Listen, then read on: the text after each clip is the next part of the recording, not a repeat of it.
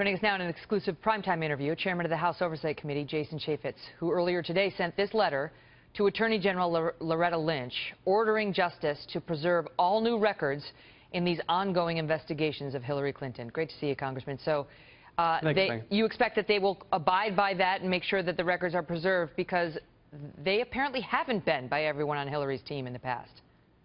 Yeah, well, Bob Goodlatte's the chairman of the Judiciary Committee. I'm the chairman of the Oversight Committee. We put the Department of Justice on notice that they are to preserve all these documents that they may find in these other investigations. Now, a lot of this we've read about just in the media, but we put this in place as another step to make sure that no other records are destroyed, displaced, done anything other than preserve them, because Congress, essentially the American people, are going to want to look at them at some point. Because the FBI has its investigation, but you also have an investigation going into whether she misused her power as Secretary of State and perhaps jeopardized confidential documents or state secrets of some sort.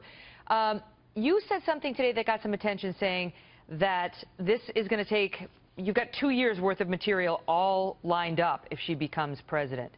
Does that mean, I mean, if she is elected, you're saying we're in for at least 2 years of investigations into her? Well, look, no matter if she's elected or defeated, the Congress has a job to do, and that is to clean up the mess that Hillary Clinton made at the State Department.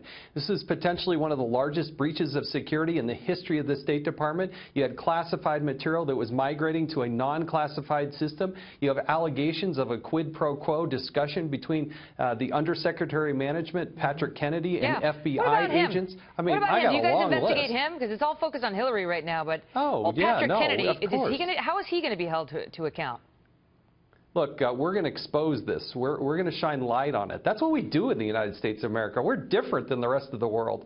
We are self-critical, and I have a constitutional duty to be the tip of the spear, to be that check and balance on the executive branch. I'm not here to be a cheerleader for the president, and shame on those Democrats and the others who say, oh, we should just back off if she's elected. No, no matter what happens in this election, we're going to work to hold her accountable. She's the one that created this mess. What about, I have to ask you about the fact that you say you're voting for Donald Trump. You said just earlier last month, October 8th, the day of the Access Hollywood tape breaking, I'm out. I can no longer endorse Donald Trump for president. And you talked about your 15-year-old daughter, saying you can't look her in the eye and tell her that you endorse this man when he acts like this.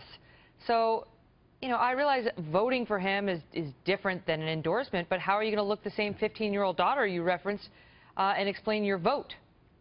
Well, my wife and I did vote for Donald Trump last week. I think we're doing and going through a lot of the discussions that people all across this country are doing. I never, ever want to be able to say it's President Hillary Clinton, and that's the choice. There's only 2 people that have a chance of becoming the president.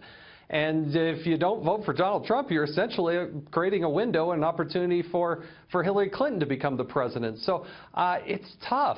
We are never going to support or endorse or condone any sort of action or verbs or words or anything about sexual harassment or belittling women.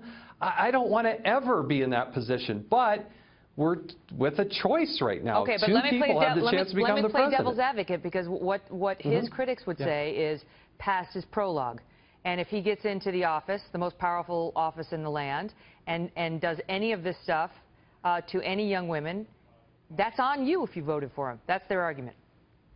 Well, it's not like the Clintons have a clean record, Megan. I mean, all you have to do is look what Bill Clinton did in the Oval Office and what he did with interns and all these other lines of women and what they were doing. So it's not as if you're comparing apples to oranges. I mean, it should never be acceptable, ever. And that's exactly what I talked about with my 15-year-old daughter and our son and our other daughter as well. But you have a choice, and if you look at the Supreme Court and you look at all the other issues that face this country, by far, it's Donald Trump is going to be better. That's how we looked at it, and that's why I made the decision to vote this way. But I'm still not going to endorse him.